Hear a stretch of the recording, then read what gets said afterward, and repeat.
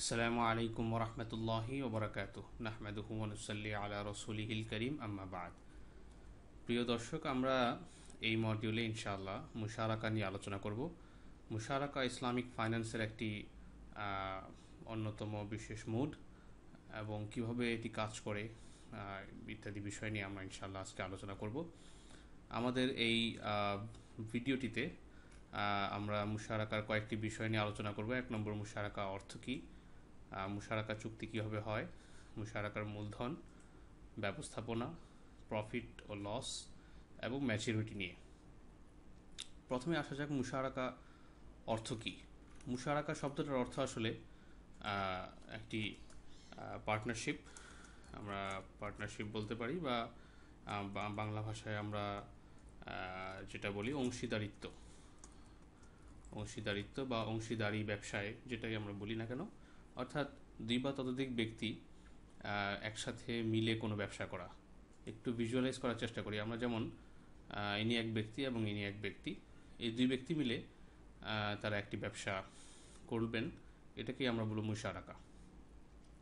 এখানে দুজন ব্যক্তি, দুই সাইডে দুটো ব্যক্তি না হয়ে ব্যক্তি আরও বাড়তে পারে।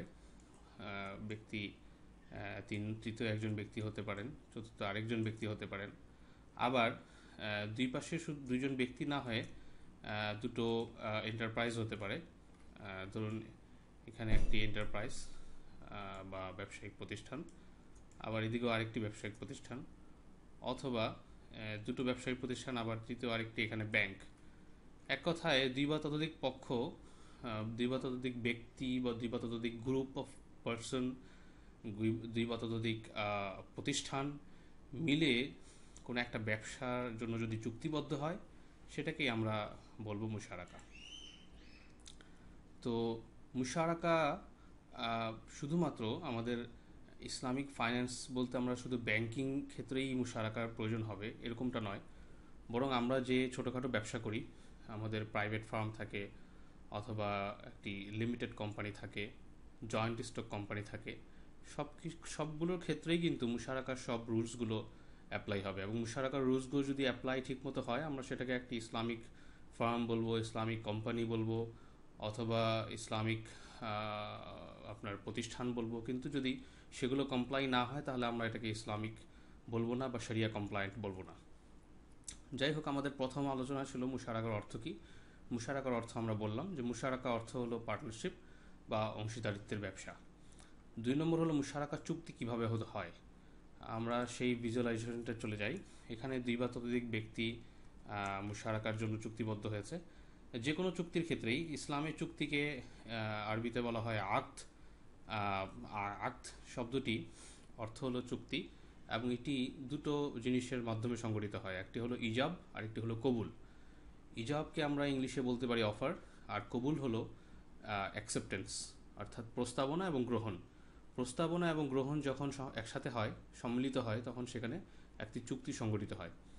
অর্থাৎ এক পক্ষ প্রস্তাবনা করবেন আর আরেক পক্ষ প্রস্তাবনা অনুযায়ী গ্রহণ করবেন।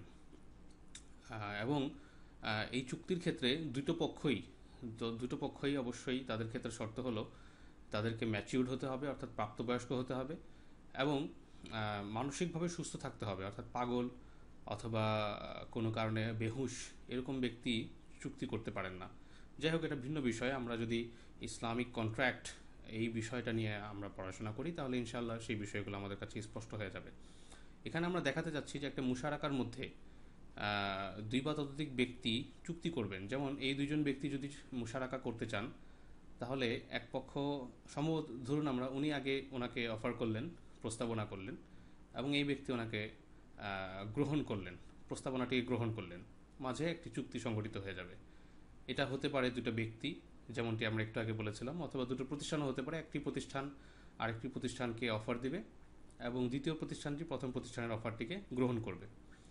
তো দুটো পক্ষ হতে পারে, দুটো ব্যক্তি হতে পারে, দুটো প্রতিষ্ঠান হতে পারে, দুটো কোম্পানি হতে পারে, অথবা আমরা শুধু দুটো বলছি, দুটো না আরও বেশি হতে পারে।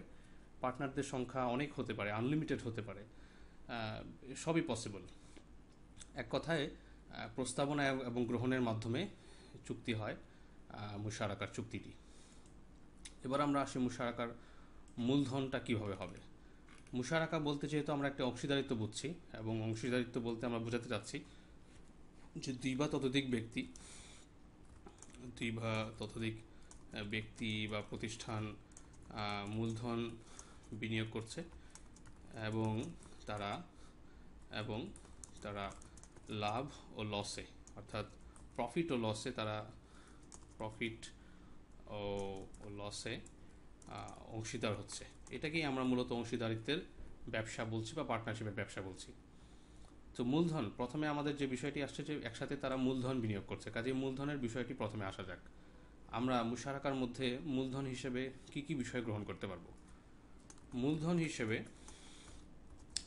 হিসেবে আমরা 1 নম্বর নগদ অর্থ, অথবা এমন যে কোনো আপনার চেক হতে পারে, বা যেগুলো এমন এমন যে কোনো কাগজ বলি আমরা, অথবা যারা ইকোনমিক্স বোঝেন, আমি কোনো ইকোনমিক্সের ছাত্র নই, এই জন্য দুঃখিত, এখানে আরও ভালো শব্দ ব্যবহার করা যেতে পারে, যে কোনো পেপার বা যে কোনো সার্টিফিকেট, হ্যাঁ, যে কোনো সার্টিফিকেট যেটাকে সহজে তরল করা যায়, হ্যাঁ, আমরা এসে সবগুলোকে আমরা নগদ অর্থের ভেতরেই নেই। 2 নম্বর হচ্ছে নগদ নয়, তবে সেগুলোকে নগদায়ন করে নিতে হবে। এটাকে আমরা একটু ব্যাখ্যা করি, হয়তো বিষয়টি আমি সুন্দরভাবে এখানে তুলে ধরতে পারিনি, আমি ব্যাখ্যা করলে আশা করি বুঝে আসবে। যে মুশারাকার মধ্যে সবচেয়ে গুরুত্বপূর্ণ সেটা হলো অংশীদারদের কে কতটুকু বিনিয়োগ করেছেন এটা সুস্পষ্টভাবে জানা থাকতে হবে। ধরুন একটি মুশারাকা আমরা এখানে বলি রাশেদ এবং খালেদ। মুশারাকার মধ্যে এই দুইজন পার্টনার, 1 এবং 2। তো রাশেদ আপনার যেটা বিনিয়োগ করেছে সেটা হলো আমরা 2 লক্ষ টাকা বলি, 2 লক্ষ টাকা সে বিনিয়োগ করেছে। আর খালেদ বিনিয়োগ করেছে তার একটি গাড়ি, ব্যাস। অর্থাৎ তারা দুজন মিলে একটি ব্যবসা করবে, যে ব্যবসার জন্য একটি গাড়ির প্রয়োজন হবে। তো রাশেদ ব্যবসার জন্য 2 লক্ষ টাকা নগদ বিনিয়োগ করেছে, আর খালেদ একটি গাড়ি বিনিয়োগ করেছে। এখন মুশারাকার সামনে যখন আমরা প্রফিট এবং লসের আলোচনা করব, তখন দেখব যে মুশারাকার মধ্যে লস সর্বাবস্থায় বিনিয়োগের রেশিও অনুসারে বহন করতে হয়। অর্থাৎ যে মোট মূলধনের যত পার্সেন্ট যিনি বিনিয়োগ করেছেন, তাকে লসের তত পার্সেন্ট বহন করতে হবে। এখন বলুন তো, আমরা যখন দেখছি যে রাশেদ 2 লক্ষ টাকা দিয়েছে আর খালেদ গাড়ি দিয়েছে, আমরা কিভাবে মূলধন এর টোটালটা বের করব, আর কিভাবেই বা আমরা খালেদের কত অংশ হয়েছে সেটা আমরা বের করব? বিষয়টা ডিফিকাল্ট। এই জন্য আমাদেরকে যেটা করতে হবে সেটা হলো যিনি গাড়ি দিয়েছেন, অর্থাৎ নগদ ছাড়া অন্য কিছু দিয়েছেন, তার এটাকে ভ্যালুয়েশন করতে হবে। এই ভ্যালুয়েশন বা মূল্য বের করতে হবে। এটা হয়তো আমরা রাশেদ এবং খালেদ পরস্পর সন্তুষ্টি চিত্তে তারা একটা ভ্যালু বের করতে পারে যে হ্যাঁ, এই গাড়িটির মূল্য 2 লক্ষ টাকা, অথবা তারা তৃতীয় কোনো পক্ষের সহযোগিতা নিতে পারে। আমরা ধরে নেই যে কোনোভাবেই হোক গাড়িটির মূল্য বের হয়ে গেছে। এখন আমরা এটা বলবো না যে রাশেদ 2 লক্ষ টাকা দিয়েছে আর খালেদ গাড়ি দিয়েছে, বরং আমরা বলবো রাশেদ 2 লক্ষ টাকা দিয়েছে আর খালেদ 2 লক্ষ টাকা দিয়েছে, আর টোটাল মূলধন হলো 4 লক্ষ টাকা। যেখান থেকে রাশেদ দিয়েছে 50% আর খালেদ দিয়েছে 50%। এক কথায় মূলধন সবসময় একটা কারেন্সিতে রূপান্তর করে বের করতে হবে, যেন মোট মূলধন এবং সেই মোট মূলধন থেকে কার কতটুকু অংশ সেটা সুনির্দিষ্টভাবে বের করা যায়। তাহলে আমরা এখানে রাশেদ যখন গাড়ি দিয়েছে আমরা বের করলাম এই গাড়িটির মূল্য হলো 2 লক্ষ টাকা। এই 2 লক্ষ টাকা যখন আমরা বের করতে পারলাম, ফলে টোটাল মূলধন আমরা বের করতে পারলাম 4 লক্ষ টাকা, এবং টোটাল মূলধন থেকে কার কতটুকু অংশ সেটাও আমাদের জন্য সুস্পষ্ট হয়ে গেল। এটা আমাদের জন্য কেন জরুরি আমি একটু আগেই ইঙ্গিতে বললাম, যে লস ডিস্ট্রিবিউট করার জন্য এটা আমাদের প্রয়োজন হবে। সামনে এটা নিয়ে আমরা ইনশাল্লাহ বিস্তারিত আলোচনা করব। এখন ধরুন খালেদ আপনার গাড়ি দেয়নি, খালেদ যেটা দিয়েছে সেটা হলো $2000 $2000 দিয়েছে খালেদ। রাশেদ দিয়েছে বাংলাদেশি টাকা, আর খালেদ দিয়েছে $2000। তো মুশারাকার ক্ষেত্রে প্রথমেই আমাদেরকে ঠিক করে নিতে হবে যে আমাদের মূলধনটা কোন কারেন্সিতে হবে। ধরুন আমরা মূলধনটা ঠিক করেছি টাকায় হবে।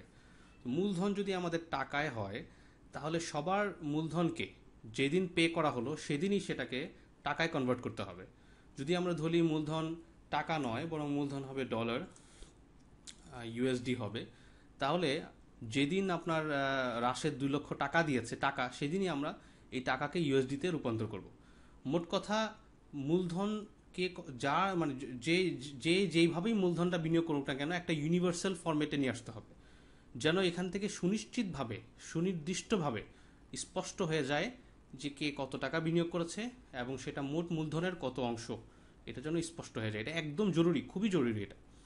তো ধরুন আমরা এখানে আমাদের একটু আগের আলোচনা আমরা ফিরে যাই, আমরা ধরে নিলাম যে এটা টাকা। তাহলে রাশেদ যেহেতু 2 লক্ষ টাকা দিয়েছে, এখানে আমাদের আর কিছু করা লাগবে না।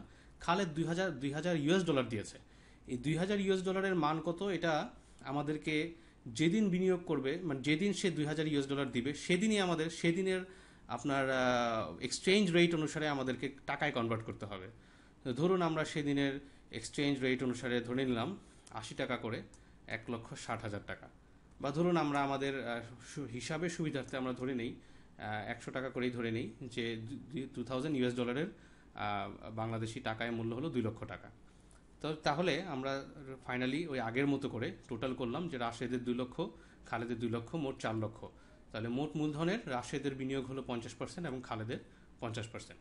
তাহলে মূলধনের ক্ষেত্রে যে আলোচনাটা করলাম এটার সারাংশ হলো, মূলধনের ক্ষেত্রে মৌলিক সিস্টেমটা হলো যে নগদ অর্থ দেয়া। যদি নগদ অর্থের জায়গায় কোনো পণ্য দেওয়া হয় তাহলে অবশ্যই সেই পণ্যটির মূল্য বের করতে হবে। সেটা পরস্পর আলোচনার মাধ্যমে হতে পারে বা তৃতীয় পক্ষের সহযোগিতার মাধ্যমে হতে পারে, কিন্তু অবশ্যই মূল্যমানটা বের করতে হবে। অনুরূপভাবে আরেকটি বিষয় আমরা বললাম, যদি একাধিক কারেন্সিতে আপনার মূলধন বিনিয়োগ করা হয় তাহলে প্রথমে মুশারাকাটা আসলে কোন কারেন্সিতে পরিচালিত হবে সেটা নির্দিষ্ট করতে হবে এবং বাকি সবার বিনিয়োগটাকে সেই কারেন্সিতে আপনার এক্সচেঞ্জ করতে হবে, কনভার্ট করতে হবে। এবং এই কনভার্সনের ক্ষেত্রে অবশ্যই যেদিন পে করেছে সেদিনের এক্সচেঞ্জ রেট ধরতে হবে, কারণ সেদিনের এক্সচেঞ্জ রেট না ধরে আপনি পরের দিন যদি আমরা ধরি তাহলে এখানে একটা ঝগড়ার সম্ভাবনা আছে বা একটি মন কষাকষির সম্ভাবনা আছে। আর ইসলাম এমন কোনো সুযোগ রাখে না যেখানে আপনার চুক্তির উভয় পক্ষের মধ্যে কোনো মন কষাকষির সুযোগ থাকে। আমরা বিভিন্ন মোড়ের আলোচনার মধ্যে এই কথাটি বলছি যে আল্লাহ সুবহানাহু ওয়া তাআলা আল কুরআনুল কারীমে স্পষ্ট বলেছেন, ওয়ালা তাকুলু আমওয়ালাকুম বাইনাকুম বিল বাতিল ইল্লা আন তাকুনা তিজারাতান আন তারাদিম মিনকুম। তোমরা একে অপরের মাল, একে অপরের সম্পদ অন্যায়ভাবে ভক্ষণ করো না, তবে পরস্পর সন্তুষ্টি চিত্তে বিনিময় তোমরা করতে পারো। ইল্লা ব্যবসার মাধ্যমে বা বিনিময়ের মাধ্যমে তোমরা পরস্পর সন্তুষ্টি চিত্তে একে অপরের সম্পত্তি গ্রহণ করতে পারো। তো সন্তুষ্টিটা আসলে ইসলামের যে কোনো চুক্তির ক্ষেত্রে, বিশেষ করে ফাইন্যান্সিয়াল সিস্টেমে, এটা খুব মৌলিক একটা বিষয়। এখন ধরুন খালেদ 1 জানুয়ারি 2013-তে 2000 ইউএস ডলার দিয়েছে। আমরা সেদিন কিন্তু এটাকে টাকায় কনভার্ট করিনি, আমরা এটা রেখে দিয়েছি, ঝুলিয়ে দিয়েছি। আমরা কনভার্ট করছি কবে? 8 তারিখে। 8 তারিখে যদি আমরা 8 তারিখের রেট অনুসারে করি, হয়তো সেটা বেশি হবে বা কম হবে, রেটটা একটু কম হবে অথবা বেশি হবে। যদি বেশি হয় তাহলে খালেদ খুশি হবেন, রাশেদ বেজার হবেন। আর যদি কম হয় তাহলে রাশেদ খুশি হবেন, খালেদ বেজার হবেন।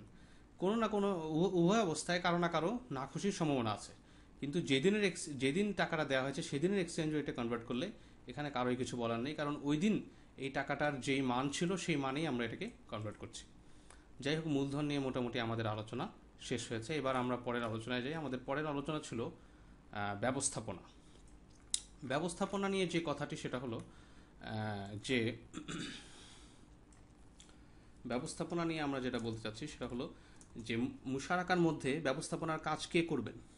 মুশারাকার মধ্যে মৌলিকভাবে নিয়ম হলো যে সবাই ব্যবস্থাপনায় অংশ নিতে পারেন। ধরুন এখানে আমাদের মোট শরিক আছেন 15 জন, তাহলে সবাই ব্যবস্থাপনায় অংশ নিতে পারেন। এটা হলো মৌলিক কথা। অংশ নিতে পারেন এর অর্থ হচ্ছে সবারই অংশগ্রহণ করার অধিকার আছে। আমরা কাউকে বলতে পারবো না যে ভাই আপনি মুশারাকায় আপনি ব্যবস্থাপনায় কোনো অংশ নিতে পারবেন না, কারণ অ্যাজ এ পার্টনার প্রত্যেকেরই ব্যবস্থাপনায় অংশ নেওয়ার সুযোগ আছে। হ্যাঁ, এরপর আমরা যেটা করতে পারি, সবাই মিলে অথবা একটি অংশ মিলে সবাই মিলে কয়েকজন সদস্যের মধ্যে সদস্যের মাঝে ব্যবস্থাপনার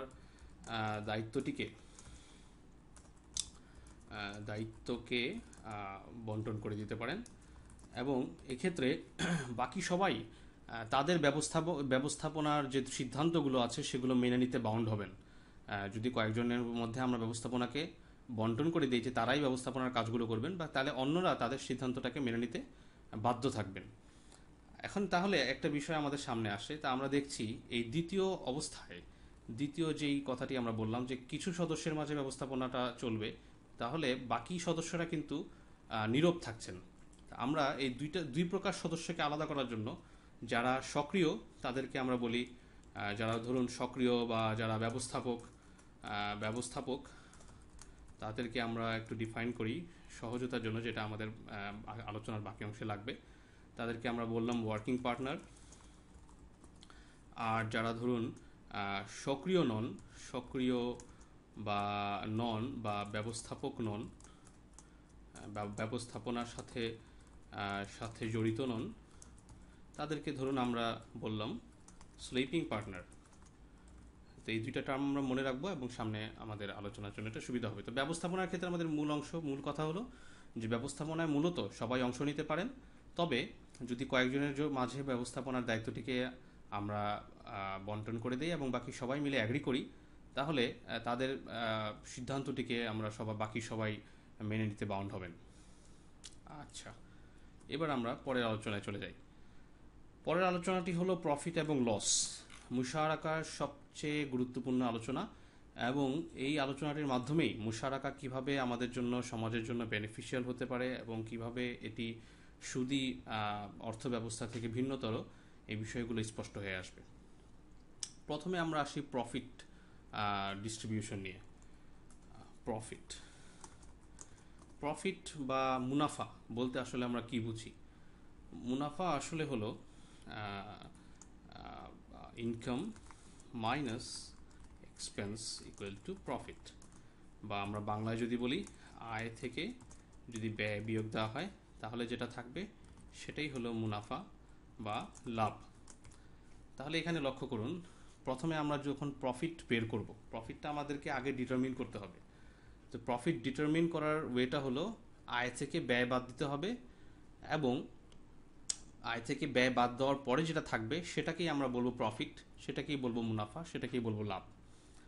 আয় জিনিসটা কি, আমরা যারা অর্থনীতির সাথে বা যে কোনো ব্যালেন্স শিটের সাথে জড়িত, আমরা জানি যে কোনো প্রতিষ্ঠানে যত কিছু ইনকামে যোগ হয়, অর্থাৎ আমাদের ব্যালেন্স শিটে দুটা জায়গা থাকে। একটা হলো আয়, আমাদের কোম্পানিতে যত কিছু করেছে, ঢুকেছে, যতভাবে টাকা ঢুকেছে, বা আমাদের যাদের ব্যাংক অ্যাকাউন্ট আছে আমরা জানি কোনোভাবে যদি ক্রেডিট হয় এটাই হচ্ছে আয়, আর কোনোভাবে যদি ডেবিট হয় এটা হচ্ছে ব্যয়, অর্থাৎ এটা আমার অ্যাকাউন্ট থেকে আউট হয়ে গেছে। তো ক্রেডিট থেকে ডেবিট যখন বাদ দিব, বাকি যেটা থাকবে এটাকেই আমরা ব্যবসায়িক পরিভাষায় প্রফিট বলবো বা মুনাফা বলবো বা লাভ বলবো। এবার আসি, দেখুন যে প্রফিট ডিস্ট্রিবিউশনের ক্ষেত্রে মূলনীতিটা কি। একটা মুশারাকায় বা একটা টিপিক্যাল পার্টনারশিপের মধ্যে, একটি অংশীদারিত্বের ব্যবসার মধ্যে প্রফিট কিভাবে ডিস্ট্রিবিউট করতে হয়। প্রফিট ডিস্ট্রিবিউটের ক্ষেত্রে প্রথম মূলনীতি হলো মুনাফার অথবা মুনাফা বা ধরুন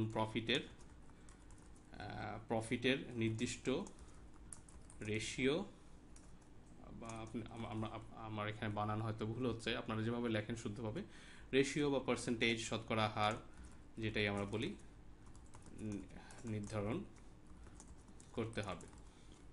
আচ্ছা, মুনাফা বা প্রফিটের নির্দিষ্ট রেশিও বা শতকরা হার নির্ধারণ করতে হবে। আমরা বিষয়টা একটু ব্যাখ্যা করি। আমাদের পূর্বের উদাহরণে আমরা দেখেছি দুজন আমাদের শরিক ছিলেন, একজন রাশেদ এবং একজন খালেদ। রাশেদের মূলধন ছিল 2 লক্ষ টাকা,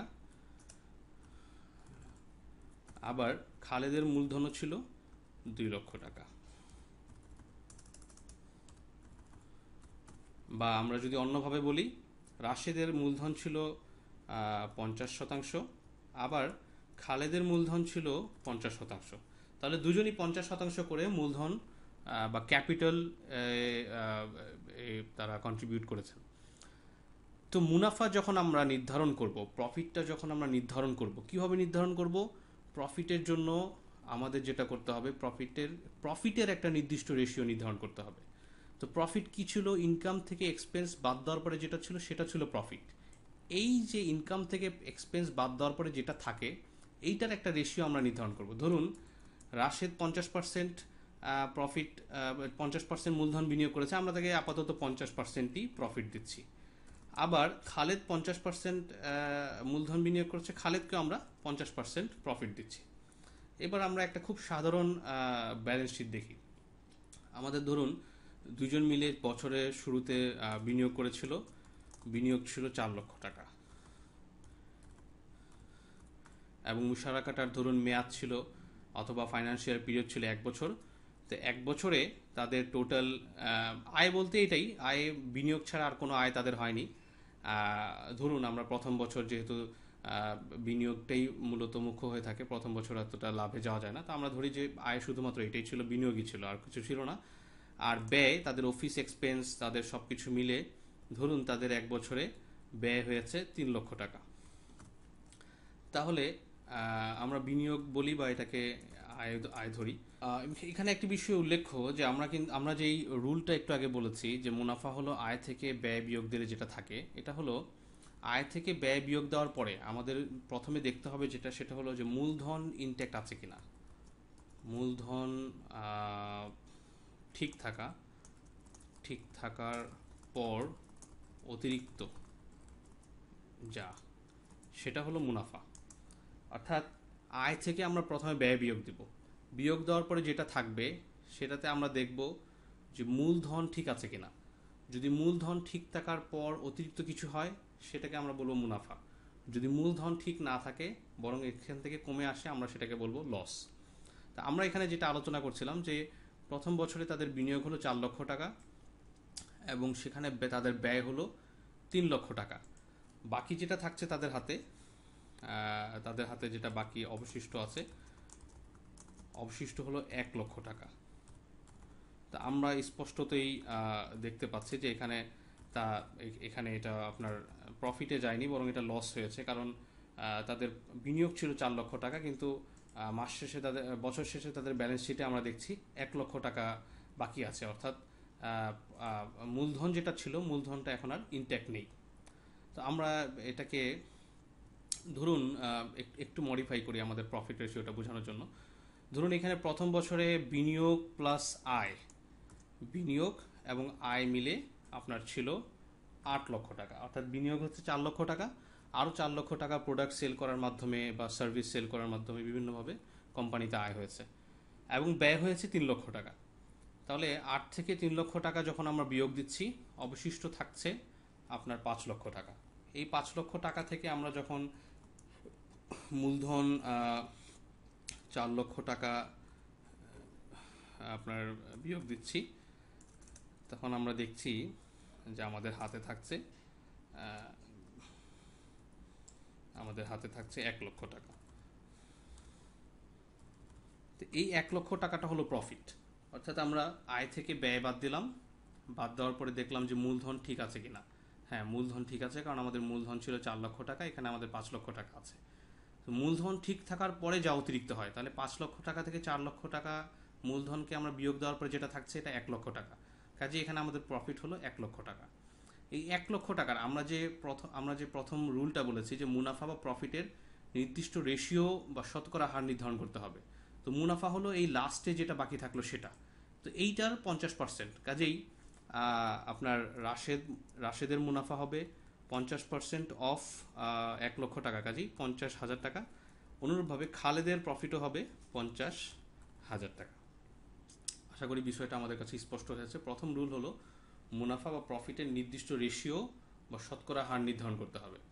এখন এখানে লক্ষ্য করুন, অনেক জায়গায় যেটা হয় সেটা হলো যে আয়ের নির্দিষ্ট রেশিও নির্ধারণ করা হয়, অর্থাৎ ব্যয় বিয়োগ দেওয়ার আগেই যেটা আয় হয়েছে সেটার নির্দিষ্ট রেশিও নির্ধারণ করা হয়। ধরুন এখানে আয় থেকে 50-50 নির্ধারণ করলাম আমরা, তাহলে কি হলো, এটা কিন্তু ইসলামিক কোনো ওয়ে না যে আয় থেকে যদি আমরা নির্দিষ্ট রেশিও নির্ধারণ করি। কারণ কি হবে, আমাদের বিনিয়োগ যোগ আয় ছিল 8 লক্ষ টাকা, আমরা যদি ব্যয়টা এখানে বিয়োগ না দিই বরং এই 8 লক্ষ টাকাকেই আমরা প্রফিট ধরি, তাহলে এটা ইভেন আমাদের ব্যয়কে তো আমরা বাদ দিতেই পারবো না, বরং আমাদের আপনার আয় যে হয়েছে সেটা, মূলধন যেটা বিনিয়োগ করেছে সেখানেও এটা টান পড়বে। আবার অনেক জায়গায় যেটা হয় যে এই যে আমরা প্রফিটের একটা নির্দিষ্ট হার বললাম, এটা প্রফিটের নির্দিষ্ট হার হয় না, বরং এটা যেটা হয় মূলধনের নির্দিষ্ট হার হয়।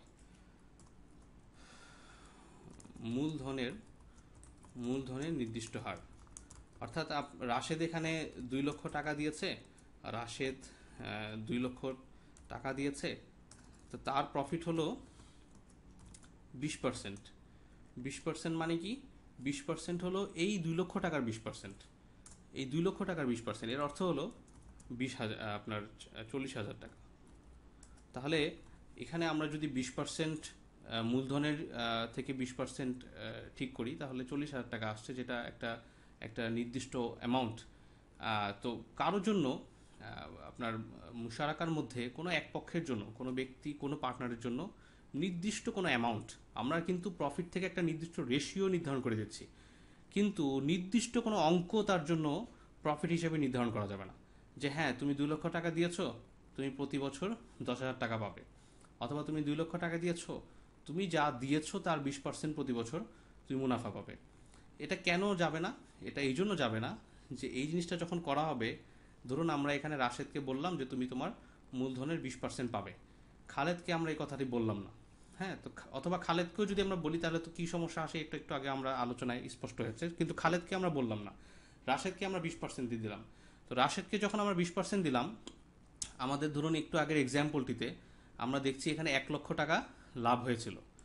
রাশেদকে যদি আমরা 20% 40,000 টাকা দিয়ে দেই, তাহলে এমন একটা কখনো কখনো হতে পারে যে আমার শুধুমাত্র, আমরা এখানে 1 লক্ষ টাকা প্রফিট দেখলাম, কিন্তু হতে পারে যে আমার প্রফিটটাই টোটাল হলো 40,000 টাকা, তাহলে সেখানে খালেদের জন্য কিছু থাকলো না। অথবা প্রফিটটা 40,000 টাকা নাও হতে পারে, তার মানে হলো আমার প্রফিট হোক বা না হোক, কম হোক বা বেশি হোক, আমি রাশেদকে একই একটাই অঙ্ক আপনার মুনাফা দিচ্ছি। এটাই কিন্তু আসলে সুদ।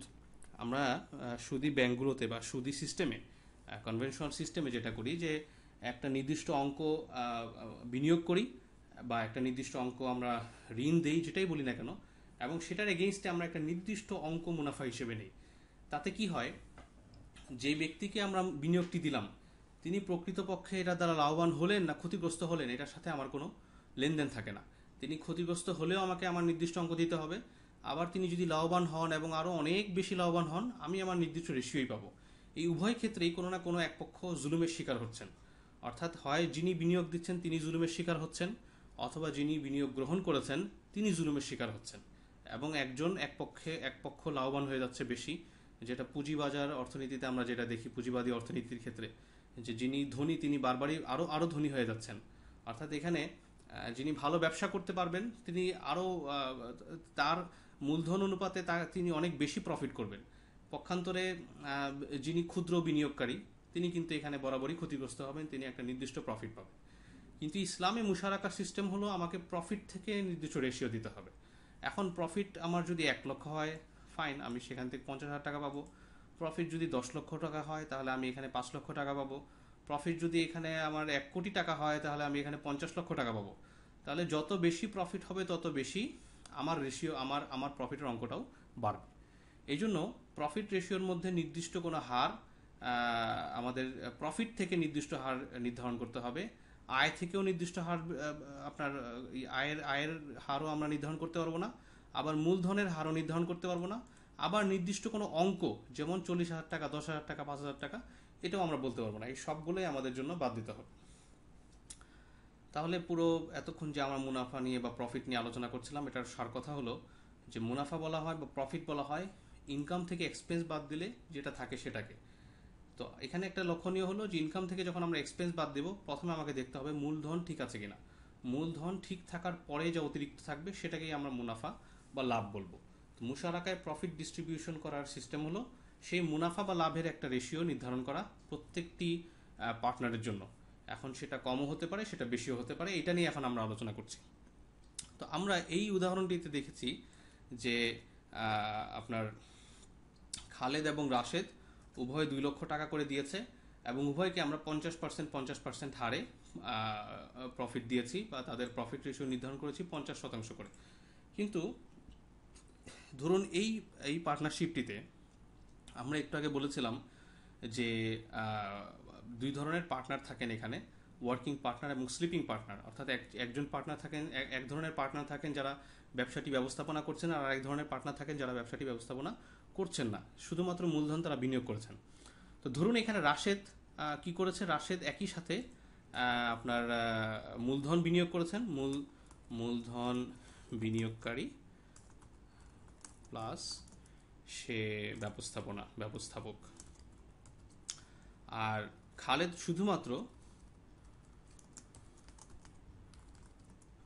মূলধন বিনিয়োগকারী। তো যেহেতু রাশেদ মূলধনও বিনিয়োগ করেছে প্লাস ব্যবস্থাপনার কাজ করেছে, তো মূলধনের জন্য ধরুন আমরা তাকে যেহেতু মোট মূলধন আমাদের 4 লক্ষ টাকা, সেখান থেকে সে 2 লক্ষ টাকা দিয়েছে, ধরুন এই জন্য আমরা তাকে 50% দিয়েছি। কিন্তু যেহেতু সে আবার ব্যবস্থাপনার কাজ করছে, আবার খালেদ কোনো ব্যবস্থাপনার কাজ করছে না, স্বাভাবিকভাবেই তার প্রফিট রেশিওটা খালেদের থেকে বেশি হবে, এটাই আমরা আমাদের স্বাভাবিক চিন্তাটা এটাই চায়। তো সেক্ষেত্রে আমরা যেটা করতে পারি, রাশেদকে যদিও সে 50% আপনার প্রফিট আপনার মূলধন দিয়েছে, আমরা তাকে 60 অথবা 70 অথবা 80 অথবা 85 যে কোনো প্রফিট রেশিও আমরা তাকে দিতে পারি। তাকে যত রেশিও দিব তার বাকিটা থাকবে খালেদের জন্য। যদি 85% তাকে দেই, তার বাকিটা থাকবে 15%-এর জন্য। প্রশ্ন আসতে পারে, সে 50% প্রফিট 50% মূলধন বিনিয়োগ করেছে, তাকে আমরা 85% প্রফিট কীভাবে দিচ্ছি? তাকে আমরা যে 50% প্রফিট দিয়েছি সেটা হলো এই 50% মূলধনের এগেইনস্টে, আর বাকি যে 35% প্রফিট আমরা তাকে দিলাম, সেই 35% প্রফিটটা হলো এই তার ব্যবস্থাপনার যে কাজ, তার যে কাজ, এই কাজের বিনিময়। কাজের কিন্তু কোনো নির্দিষ্ট মূল্য নেই, এই জন্যই ইজারার ক্ষেত্রে, ইজারা বলতে মানুষের সাথে যদি কোনো চুক্তি করা হয় কাজের, যেমন একটি অফিসে এমপ্লয়ারের সাথে চুক্তি করা হচ্ছে কাজের, সেক্ষেত্রে অবশ্যই তার বেতন কত হবে এটা নির্দিষ্ট করতে হবে। কারণ বেতন যদি নির্দিষ্ট না করা হয়, পরবর্তীতে সে বলে যে আমি তো এত টাকার নিচে আমি তো কাজ করতাম না, তখন কিন্তু তাকে সন্তুষ্ট করেই বেতনটা দিতে হবে, এটা একটা মাসালা। এই জন্য যে কাজের কিন্তু সুনির্দিষ্ট কোনো মূল্য নেই। আমাদের একটা রিক্সা, অনেক সময় আমাদের এমন হয় যে রিক্সা চালকের সাথে আমরা তার ভাড়া নির্দিষ্ট না করেই উঠে যাই, এবং যখন নামি তখন আমরা তাকে হয়তো যেটা দেই সেটাতে সে সন্তুষ্ট হয় না। তো যেহেতু আমরা এখানে আর তাকে দরদাম করিনি, সেই জন্য সে যেটা দিয়ে সন্তুষ্ট হয় সেটাই তাকে দিতে হবে। কারণ হলো কাজের কিন্তু কোনো নির্দিষ্ট মূল্য নেই, কাজটার মূল্য নির্ধারণ করবেন যিনি কাজ করেন তিনি। তো এখানে আমরা তার এই ব্যবস্থাপনার কাজের বিনিময়ে যদি 35% কেন আরও 10%ও বেশি দেই, তাতেও কোনো সমস্যা নেই। তার ব্যবস্থাপনার কাজের বিনিময় হিসেবে বাকি অতিরিক্ত যেই 50%-এর অতিরিক্ত যা প্রফিটই আমরা দিব সেটাই তার জন্য সিদ্ধ হবে। বাকি খালেদ, সে যেহেতু শুধুমাত্র মূলধন বিনিয়োগকারী, তাকে আমরা কোনোভাবেই 50%-এর বেশি দিতে পারবো না। তার হাইয়েস্ট প্রফিট রেশিও হলো 50%, কারণ তার বিনিয়োগের রেশিও হলো 50%। বিনিয়োগের রেশিওর চেয়ে প্রফিট রেশিও আমরা স্লিপিং পার্টনারের ক্ষেত্রে বাড়াতে পারবো না। কারণ আমরা যেমনটা রাশেদের ক্ষেত্রে বলেছিলাম যে সে তার মূলধন যেহেতু 50%, এর বিনিময়ে সে 50% প্রফিট রেশিও হকদার হচ্ছে বা সর্বোচ্চ আমরা তাকে দিতে পারছি। কিন্তু তার যেহেতু কোনো কাজ নেই, আমরা কিন্তু তাকে এর চেয়ে বেশি বাড়াতে পারি না। হ্যাঁ, এর চেয়ে কমিয়ে দিতে পারি। আমরা আমরা 50% বিনিয়োগের বিনিময়ে তাকে 40% দিতে পারি, 30% দিতে পারি। যেহেতু আমরা আরেকজনকে বেশি দিচ্ছি, যে ধরুন আমরা তাকে 70 দিচ্ছি, তাহলে তাকে বাকি আরেকজনকে আমরা 30 দিতে পারি। তো মোট কথা সামারি হলো, যিনি মূলধন বিনিয়োগ করবেন এবং একই সাথে কাজ করবেন, ব্যবস্থাপনার কাজ করবেন, তাকে আমরা তার বিনিয়োগ রেশিওর চেয়ে বেশি প্রফিট রেশিও দিতে পারি। কিন্তু যিনি শুধুমাত্র মূলধন বিনিয়োগ করবেন, স্লিপিং পার্টনার, তাকে আমরা তার বিনিয়োগ রেশিওর চেয়ে বেশি প্রফিট রেশিও দিতে পারি না। হ্যাঁ, কম দেওয়া যেতে পারে, কিন্তু বেশি তাকে আমরা দিতে পারবো না। আরেকটি বিষয় এখানে আমাদের মনে রাখতে হবে প্রফিট ডিস্ট্রিবিউশন রেশিও নির্ধারণ করার ক্ষেত্রে, যে প্রফিট ডিস্ট্রিবিউশন রেশিওর ক্ষেত্রে আমরা এমন যে কোনো সিস্টেমই গ্রহণ করতে পারি যে সিস্টেমে উভয়ের প্রফিটে অংশীদারিত্ব থাকে। অর্থাৎ এমন কোনো রুল আমরা প্রফিট ডিস্ট্রিবিউশনের ক্ষেত্রে অ্যাপ্লাই করতে পারবো না যে রুলটার মাধ্যমে কোনো না কোনো এক পর্যায়ে গিয়ে দেখা যায় যে একটা পক্ষ সম্পূর্ণভাবে প্রফিট থেকে বঞ্চিত হন। বিষয়টাকে আমরা একটু এলাবোরেট করি। ধরুন রাশেদ এবং খালেদ, আমরা আবারও সেম এক্সাম্পলে আসি। রাশেদ এবং খালেদ, রাশেদ ওয়ার্কিং পার্টনার, অর্থাৎ তার মূলধনও আছে এবং সে আপনার কাজও করছে, আর খালেদ হলেন স্লিপিং পার্টনার।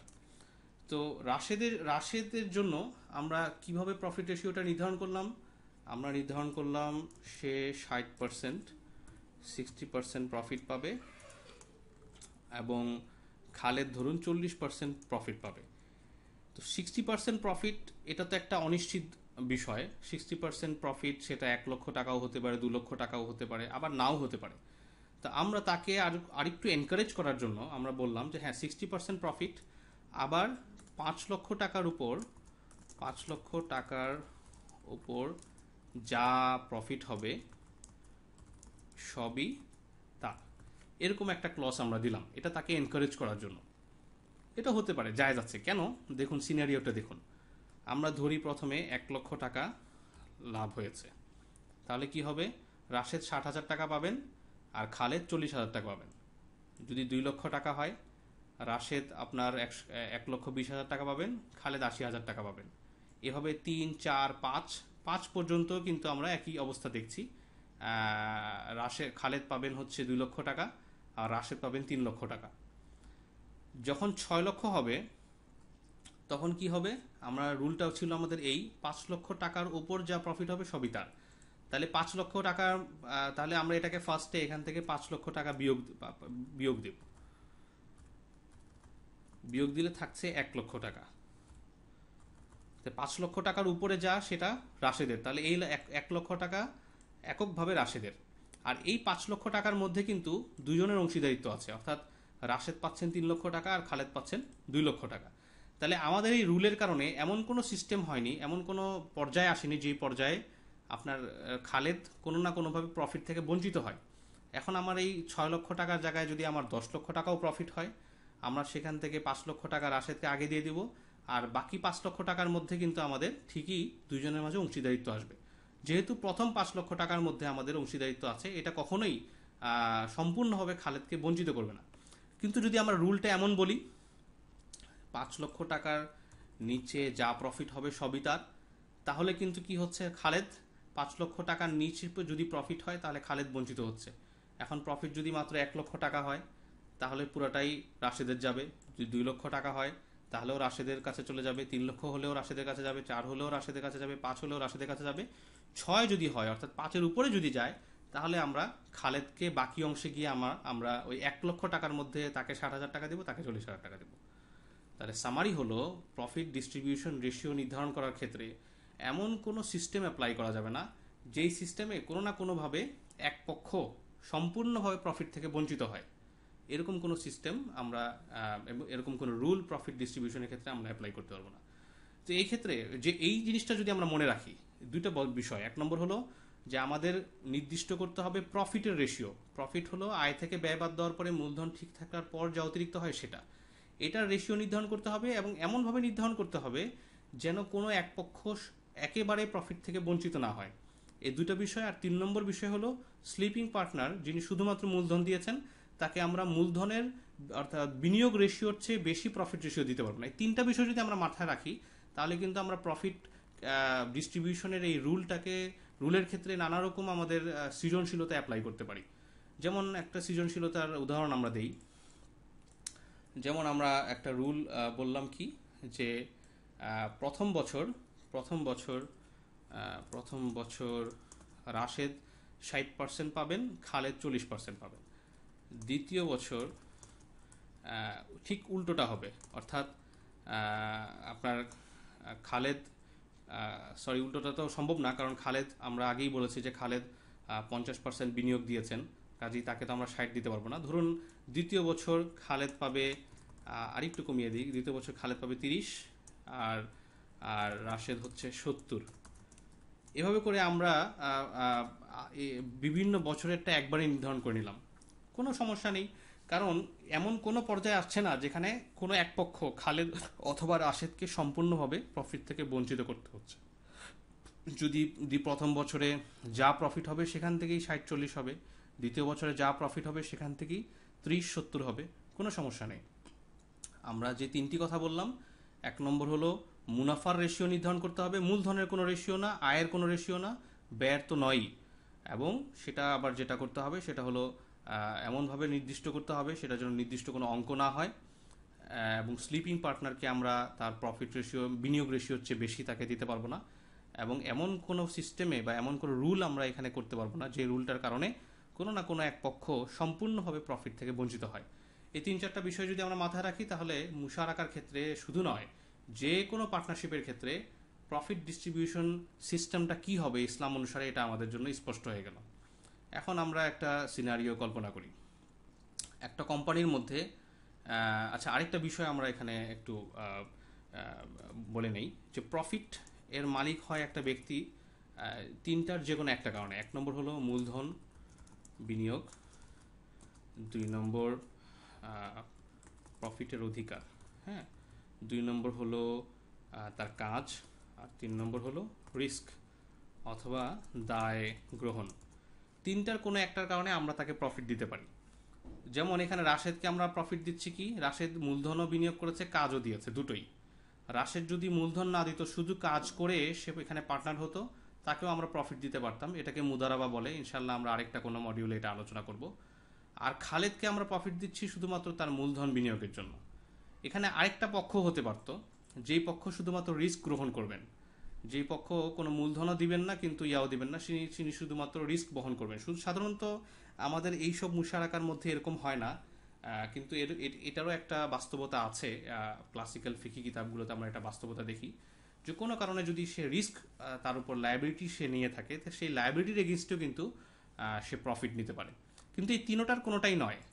ধরুন এক বড় ভাই বা এলাকার একজন গণ্যমান্য ব্যক্তি তিনি দাবি করলেন যে আপনাদের যেই ইয়া হবে, কোম্পানি হবে, সেখান থেকে একটা রেশিও আমি পাবো না। তিনি কিন্তু এই ধরনের রেশিও দাবি করতে পারবেন না। অর্থাৎ আইদার ওনাকে মূলধন দিতে হবে, অথবা ওনাকে ওয়ার্কিং পার্টনার হতে হবে, কাজ করতে হবে, অথবা ওনাকে রিস্ক বহন করতে হবে। কোনোটাই যদি উনি না করেন তাহলে কোনো প্রকার প্রফিট তিনি নিতে পারবেন। প্রফিট রেশিওর ক্ষেত্রে আরেকটা বিষয়ে স্মরণ আসলো, এটাও আমরা বলে নিতে পারি যে প্রফিট রেশিওটা যেভাবে আমরা এভাবে নির্ধারণ করলাম 60-40, এভাবে 70, এই প্রফিট রেশিওটা কিন্তু যেহেতু তাদের দুজনের অধিকার, বা দুজন বলতে আমরা দুজন পার্টনার যেহেতু এখানে ধরে নিয়েছি, দুই পক্ষ অথবা দুটো প্রতিষ্ঠান বা একাধিক প্রতিষ্ঠান, একাধিক ব্যক্তি, তারা কিন্তু যে কোনো সময় প্রফিট এই রেশিওটাকে অ্যামেন্ড করতে পারেন, চেঞ্জ করতে পারেন সবার সম্মতিক্রমে। কিন্তু প্রফিট আসার আগে অবশ্যই কোম্পানি শুরু হয়েছে, প্রতিষ্ঠান শুরু হয়েছে, প্রফিট এখনও ক্যালকুলেশন হয়নি, প্রফিট ডিস্ট্রিবিউশনের সময় আসেনি, এর আগেই অবশ্যই প্রফিট রেশিওটা নির্ধারণ করে নিতে হবে। অবশ্যই এটা তো অ্যাগ্রিমেন্টের সময় নির্ধারণ করতে হবে, কিন্তু কোনো কারণে যদি সেটা ডিলে হয় তাহলে যেন অবশ্যই প্রফিট, সত্যিকার অর্থে প্রফিট চলে আসার আগেই ডিস্ট্রিবিউশন হয়, নতুবা মন কষাকষির বিষয় আসবে। আর আমরা একটু আগেই কিন্তু এটা নিয়ে আলোচনা করেছি যে ইসলামে পুরো ফাইন্যান্সিয়াল সিস্টেমে, অর্থ ব্যবস্থার মধ্যে কোথাও কোনো মন কষাকষির সুযোগ রাখা হয় নাই।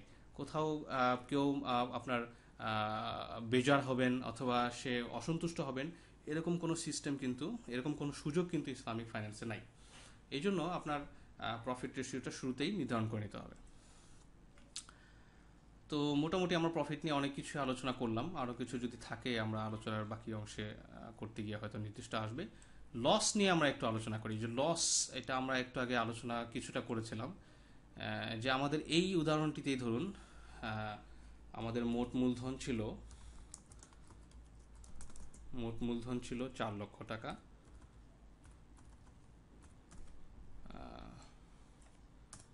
মোট মূলধন ছিল 4 লক্ষ টাকা এবং রাশেদের আপনার প্রফিট রেশিও 60,000 টাকা আমরা তাকে দিয়েছিলাম। তার মূলধন ছিল নিশ্চয়ই মনে আছে 2 লক্ষ টাকা।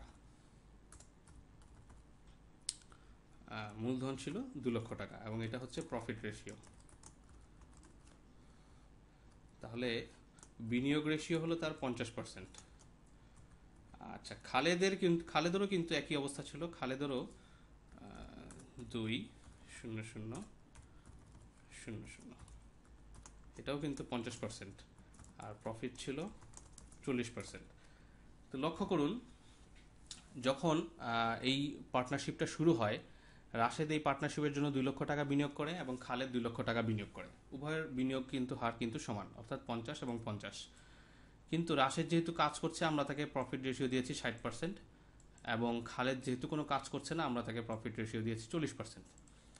তো প্রফিট রেশিও অনুসারে বন্টন তো হবে যদি প্রফিট হয়। যেমন একটু আগে আমরা একটা উদাহরণ দিয়েছিলাম যে 1 বছর শেষে আমরা দেখলাম যে 8 লক্ষ টাকা আমাদের আয় হয়েছে।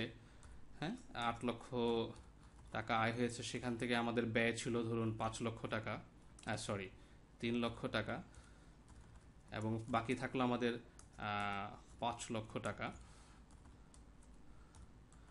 5 লক্ষ টাকা, এবং এই 5 লক্ষ টাকার মধ্যে যেহেতু মূলধনটাও ঠিক আছে, এই জন্য এখান থেকে আমরা বাকি যেটা থাকবে, মূলধনকে বাদ দিয়ে যেটা থাকবে, 1 লক্ষ টাকা ছিল আমাদের টোটাল প্রফিট। এবং এই 1 লক্ষ টাকা থেকে কিন্তু আমরা রাশেদকে দিয়েছি 60%, অর্থাৎ 60,000 টাকা, এবং খালেদকে দিয়েছি আমরা 40%, অর্থাৎ 40,000 টাকা। কিন্তু আমরা একটু চিন্তা করি, এখানে 8 লক্ষ টাকা প্রথম বছরের আয় ছিল এবং ব্যয় ছিল 5 লক্ষ টাকা। তাহলে আমাদের বাকি ছিল 3 লক্ষ টাকা।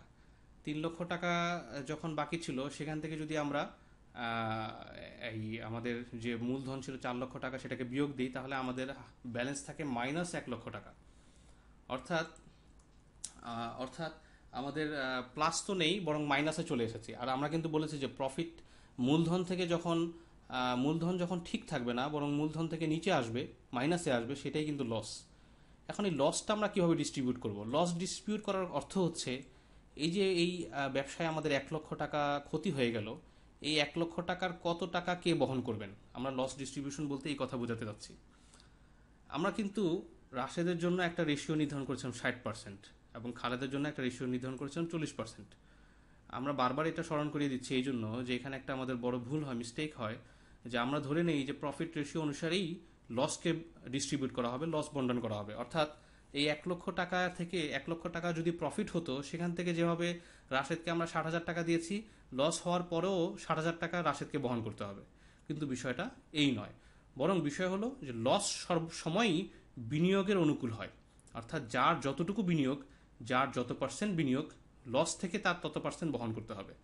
তাহলে আমরা কিন্তু দেখছি যে যদিও প্রফিট রেশিওতে তারতম্য ছিল, 60 এবং 40 ছিল, কিন্তু বিনিয়োগ রেশিওতে কিন্তু কোনো তারতম্য ছিল না, 50-50 ছিল। কাজেই খালেদ এখানে 50,000 টাকা লস বহন করবেন, আর রাশেদ এখানে 50,000 টাকা লস বহন করবেন। আমরা যদি একটু ভিন্ন সিনারিও চিন্তা করি, ধরুন এখানে 1 লক্ষ টাকা ছিল, আর এখানে ছিল ধরুন 3 লক্ষ টাকা। অর্থাৎ উনি আপনার 25% বিনিয়োগ করেছেন, আর এবং উনি 75% বিনিয়োগ করেছেন, 75% বিনিয়োগ করেছেন। এবং ফাইনালি ওনাকে আমরা 50% দিয়েছি, ওনাকেও আমরা 50% দিয়েছি। অর্থাৎ 4 লক্ষ টাকায় আমাদের বিনিয়োগ ছিল, মূলধন ছিল, কিন্তু রাশেদ বিনিয়োগ করেছে মাত্র 1 লক্ষ টাকা, 25%। কিন্তু সে যেহেতু কাজ করছে, আমরা তাকে 50% দিয়েছিলাম। আর খালেদ বিনিয়োগ করেছে 3 লক্ষ টাকা, অর্থাৎ 4 লক্ষ টাকার 75%, কিন্তু প্রফিট তাকে আমরা 50% দিয়েছি। আমরা কিন্তু আগে আলোচনা করেছি যে বিনিয়োগ যদি স্লিপিং পার্টনার হন, তাহলে আমরা তাকে তার বিনিয়োগ রেশিওর চেয়ে বেশি প্রফিট দিতে পারবো না, কম দিতে পারবো। কাজেই সে যেহেতু 75% বিনিয়োগ করেছে, আমরা তাকে 80% দিতে পারবো না, কিন্তু 50% কিন্তু ঠিকই দিতে পারবো। যাই হোক, তো ধরুন এই সিনারিওতে যখন ওই 1 লক্ষ টাকা লাভ হলো, তখন 50% যেহেতু প্রফিট রেশিও, আমরা উভয়কে 50,000 টাকা করে দিব। কিন্তু এই সিনারিও, এই একই কেসে যখন লস হয়েছে 1 লক্ষ টাকা, তখন কিন্তু আমাদেরকে ডিস্ট্রিবিউট করতে হবে আপনার বিনিয়োগ রেশিও অনুসারে, ক্যাপিটাল রেশিও অনুসারে। তো ক্যাপিটাল রেশিও ছিল খালেদের 75%, কাজেই খালেদকে বহন করতে হবে 75,000 টাকা। আর রাশেদের ক্যাপিটাল ছিল 25%, কাজেই রাশেদকে বহন করতে হবে 25,000 টাকা।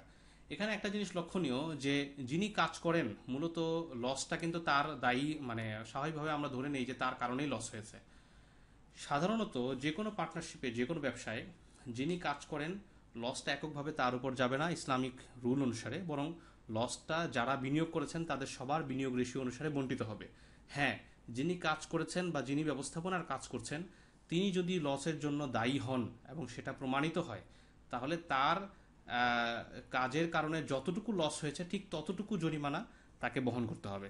অর্থাৎ ধরুন এখানে রাশেদের কারণে লস হয়েছে 1 লক্ষ টাকার মধ্যে, রাশেদ যে কাজটি করেছে সেটার কারণে মাত্র 50,000 টাকা লস হয়েছে। তাহলে এই 50,000 টাকা রাশেদকে বহন করতে হবে, এটা প্রমাণিত হতে হবে।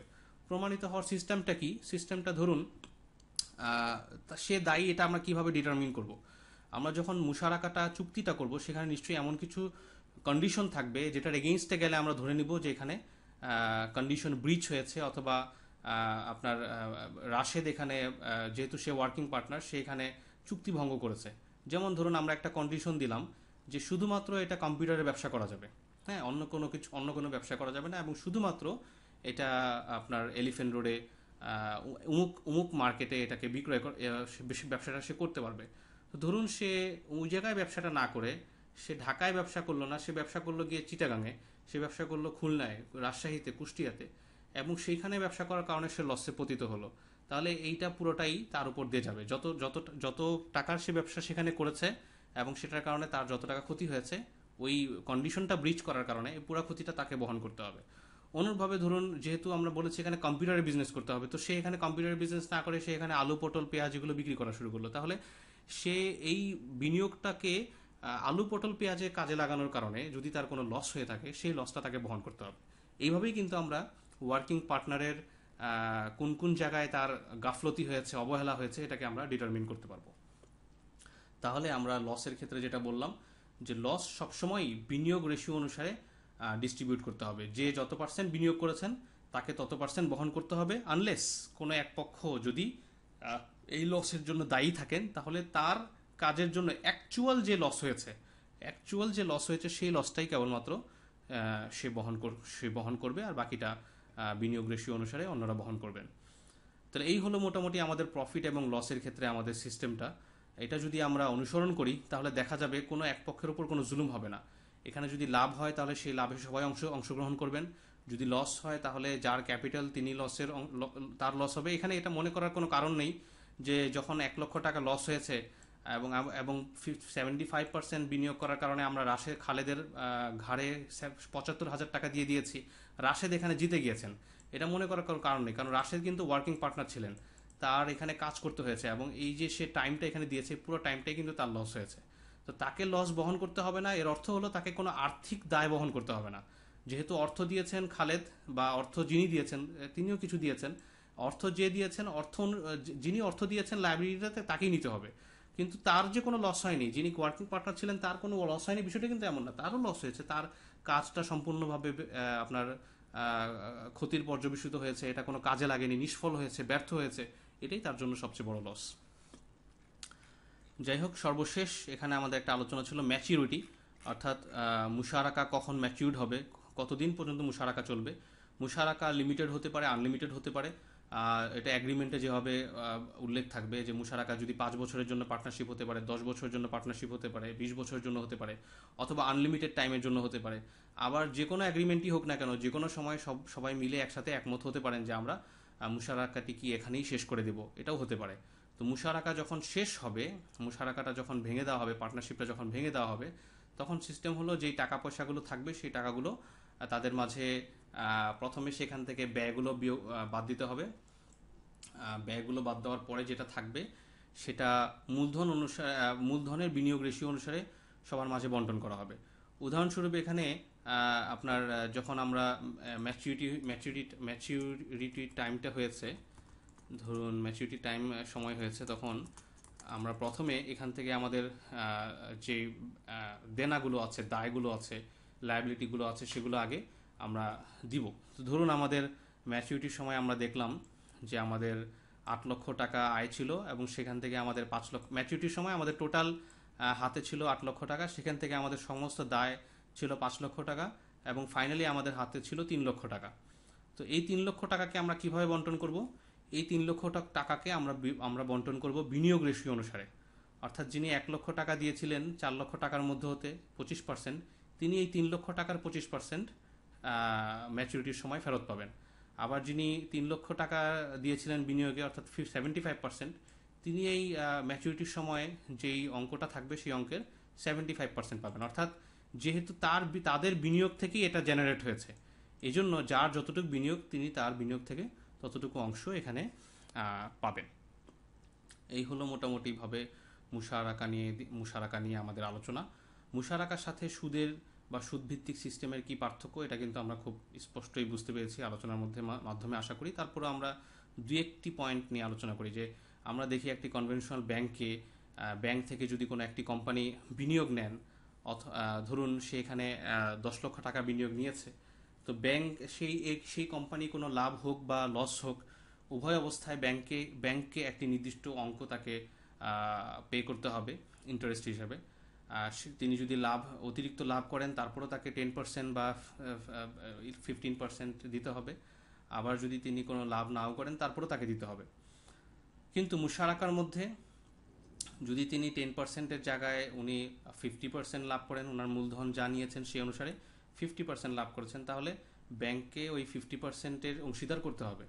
আবার যদি তিনি কোনো লসে পড়েন, তাহলে তিনি যেমনভাবে লাভ তার হবে না, ঠিক তেমনিভাবে ব্যাংকও কোনো লাভ পাবে না। এই পুরো সিস্টেমটা মুশারাকার মধ্যে একটা ব্যালেন্স, মুশারাকা বা পার্টনারশিপ সিস্টেমটা পুরো ইকোনমির মধ্যে একটা ব্যালেন্স নিয়ে আসে এবং এককভাবে কাউকে ধনী হওয়ার সুযোগ করে দেয় না। পুঁজিবাদী অর্থনীতির মধ্যে আমরা যেটা দেখি যে যিনি যিনি বহু পুঁজির মালিক, তিনি অনেক বড় বিনিয়োগ নিয়ে নেন ব্যাংকের কাছ থেকে বা বিভিন্ন পুঁজিবাদী ব্যবস্থা থেকে, এবং সেই পুঁজিটাকে তিনি আরও বড় করে জেনারেট করতে পারেন। এবং ফাইনালি যারা ক্ষুদ্র ক্ষুদ্র বিনিয়োগকারী, তারা কিন্তু খুব অল্প একটা অংশ পায়, যে অংশটা দেখা যায় যে আমাদের যে বার্ষিক আমাদের যে ইনফ্লেশন রেট, সেই ইনফ্লেশন রেটের এগেনস্টে সেটা তেমন কিছুই না। তো ফাইনালি আসলে তার কাছে কিছু থাকে না, বরং যিনি পুঁজি আগে থেকেই যার ছিল তার পুঁজিটা আরও বেশি জেনারেট হয়। কিন্তু যদি মুশারাকা এখানে অ্যাপ্লাই করা হতো, তাহলে ওই পুঁজিবাদী ব্যবস্থার মতো ওই ব্যক্তি বা ওই প্রতিষ্ঠান বা ওই ব্যবসায়িক প্রতিষ্ঠান এককভাবে সব টাকার মালিক হয়ে যেতে পারতো না, বরং তিনি যত বেশি মুনাফা করতেন না কেন, সেই মুনাফার একটা রেশিও আপনার ব্যাংকের কাছে আসতো এবং ব্যাংকের মাধ্যমে সাধারণ জনগণের কাছে চলে আসতো। তো আমরা কিন্তু দেখলাম এখানে কয়েকটা বিষয়, যে সুদভিত্তিক অর্থনীতির মধ্যে কাউকে বিনিয়োগ দেওয়ার মধ্যে দেখা যায় যে তার জন্য একটা নির্দিষ্ট অঙ্ক নির্ধারণ করা হয়। মুশারাকার মধ্যে কিন্তু আমরা দেখলাম যে নির্দিষ্ট কোনো অঙ্ক নির্ধারণ করা যাবে না, বরং মুনাফার একটা নির্দিষ্ট রেশিও নির্ধারণ করতে হবে, যেটা আমরা আলোচনা করেছি। আবার এই বিষয়টাকে আমরা আরেকটা দিক থেকে আলোচনা করি। আমরা যখন জয়েন্ট স্টক কোম্পানির শেয়ার, আমরা জানি বিভিন্ন রকম শেয়ার থাকে সেখানে। কিছু শেয়ার আছে অগ্রাধিকার শেয়ার, জেনারেল শেয়ার না, সাধারণ শেয়ার না, প্রেফারেন্স শেয়ার। এবং কিছু প্রেফারেন্স শেয়ারের মধ্যে এরকম একটা ফিচার আছে যে প্রতি বছর তিনি একটা নির্দিষ্ট ইন্টারেস্ট রেটের মতো নির্দিষ্ট অঙ্কের মুনাফা পাবেন, বা নির্দিষ্ট পার্সেন্টেজের তার শেয়ারের দামের নির্দিষ্ট পার্সেন্টেজের মুনাফা পাবেন। এবং এক বছর যদি মুনাফাটা কোনো কারণে মিস যায়, সেটা জমা থাকবে পরবর্তী বছরের মুনাফা থেকে, আগে তাকে পে করা হবে। আমরা কিন্তু বুঝতেই পারছি যে এই ধরনের সিস্টেম আমাদের ইসলামিক ওয়েতে সাপোর্ট করে না, কাজেই প্রিফারেন্স শেয়ার বৈধ হবে না ইস্যু করা কিংবা এটা কেনা। অনুরূপভাবে প্রিফারেন্স শেয়ারের ক্ষেত্রে আরেকটা জিনিস আমরা দেখি, ম্যাচুরিটির সময় প্রথমে তাদেরকে ডিভিডেন্ড ঘোষণার পরে প্রথমে তাদেরকে মুনাফা দেওয়ার পরে যদি থাকে, তাহলে সেটা সাধারণ শেয়ার হোল্ডারদের মধ্যে বন্টন করা হবে। যদি না থাকে তাহলে বন্টন করা হবে না।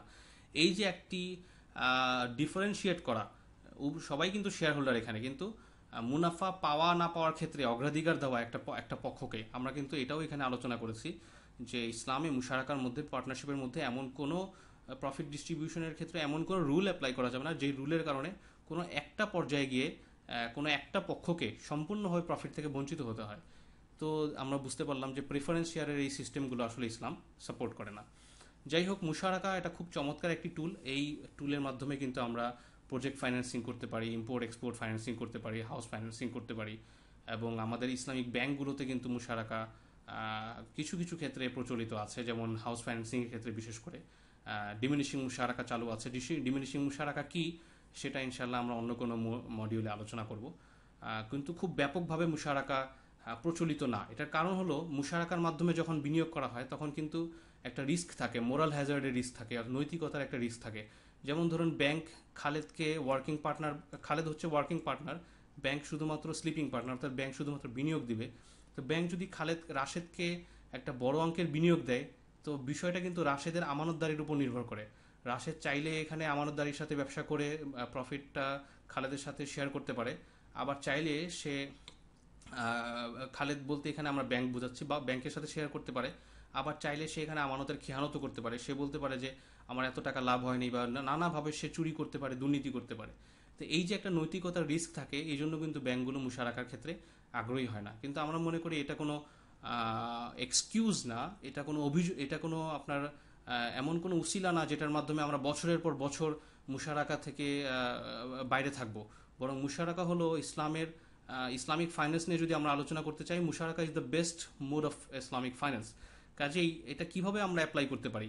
কোনো একটা ব্যক্তি যদি এ ধরনের খেয়ানতের সাথে খেয়ানতদারি করে, আমরা তাকে ব্ল্যাক লিস্টেড করতে পারি। কোনো ইসলামিক ব্যাংকই তাকে ফার্দার কোনো ইসলামিক ফাইন্যান্স দিবে না, এমনকি কোনো ব্যাংক তাকে কোনো লোন দিবে না। নানা রকম এখন ক্রেডিট রেটিং এজেন্সি আছে, আমরা এই ধরনের ব্যক্তির জন্য বা এই ধরনের যারা ইসলামিক ফাইন্যান্স নেন, মুশারাকার ভিত্তিতে ফাইন্যান্স নেন, তাদের জন্য রেটিং সিস্টেম করতে পারি। তো যার রেটিং ড্রপ করবে তাকে কিন্তু ফার্দার কোনো ইসলামিক ব্যাংক ফাইন্যান্স দিবে না। কাজেই রেটিংয়ের ভয়ে কিংবা ফার্দার ফাইন্যান্সের ভয়ে এই ব্যক্তি কিন্তু নৈতিকতার যে রিস্কটা আছে সেটা সে মিটিগেট করবে এবং সে চেষ্টা করবে আমানতদারির সাথে ব্যাংকের সাথে লেনদেনটা করতে। কাজেই if there is a will there is a way, যখন ইচ্ছা থাকবে তখন কিন্তু উপায় বের হবে। আমরা যদি চাই তো মুশারাকাকে অ্যাপ্লাই করা এটা কোনো কঠিন বিষয় না, আমরা চাইলেই কিন্তু সম্ভব।